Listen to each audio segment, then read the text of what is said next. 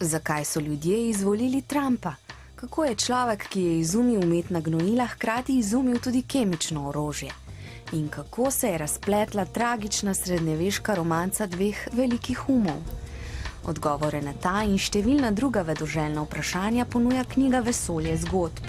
Vesolje zaradi pestrosti raznovrstnih tem, zgodbe, ker gre za pripovedi ljudi, ki so odkrivali dotlej neznano oziroma so se jim dogajale nenavadne stvari povezane z znanostjo. V bistvu knjige je nekako, da poskušajo bralca pritegniti same zgodbe. In tisto, kar se nauči, potem pride nekako zraven, ne da bi to sploh opazil.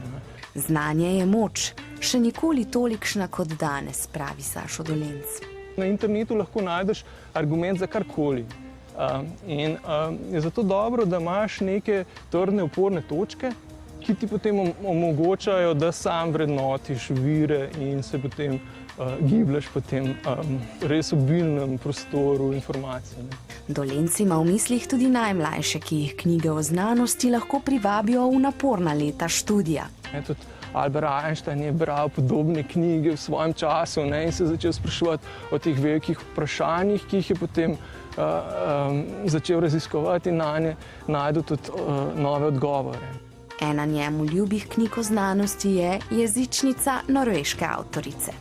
Poskuša jezik tako zelo živo predstaviti, predvsem cilja na mlade, ampak ni omejena s tem.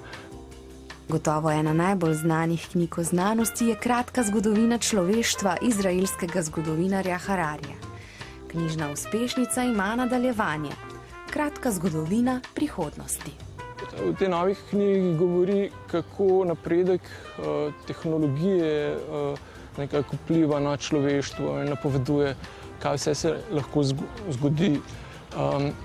In te njegove napovedi so zanimive mogoče zato, da se zamislimo nad določenimi vprašanji in poskušamo še sami premisliti, kaj lahko prihodnost prinese.